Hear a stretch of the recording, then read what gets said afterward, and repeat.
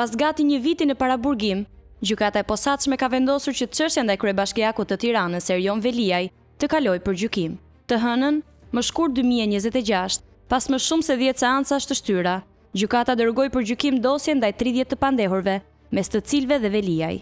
Sipas hetimeve të SPAK, Veliaj, së bashku me bashkëshorten e tij, Jola Xoxa, dyshohet se ka ndërtuar një skem korrupsioni, shehjeje pasurie dhe pastrimi parash, duke përfituar nga pozicioni i tij si kryebashkiak i Tiranës. Erion Veliaj u arrestua më 10 shkurt 2025 dhe prej asaj kohe mbahet në paraburgim në burgun e Durrësit. Ai akuzohet për një sër veprash penale, përfshirë pastrim parash, mosdeklarim pasurie, korrupsion pasiv në 9 episode, shpërdorim detyre si dhe vepra të tjera penale. Gjatë një viti në paraburgim, Veliaj ka paraqitur disa kërkesa në gjykatë, përfshirë edhe kërkesën për ndryshimin e masës së sigurisë nga arrest me burg në një masë më të lehtë, por të gjitha janë rrëzuar nga gjykata e posaçme.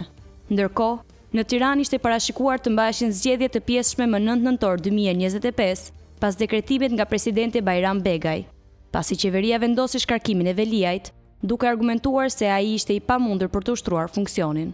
Ky vendim u kundërshtua nga vetë Veliaj dhe nga përfaqësues të mazhorancës, të cilët ju drejtuan gjykatës kushtetuese, duke pretenduar se shkarkimi dhe thirrja e zgjedhjeve ishin bërë pa një vendim gjyqësor përfundimtar dhe në kundërshtim me kushtetutën. Gjykata riktheu Erion Veliaj në detyrë, por ai tani do të përballet me një hetim gjyqësor për akuzat që nga qelia e paraburgimit dhe përmes avokatëve të tij ka mohuar, duke i cilësuar si një komplot politik të orkestruar nga kundërshtarët e tij.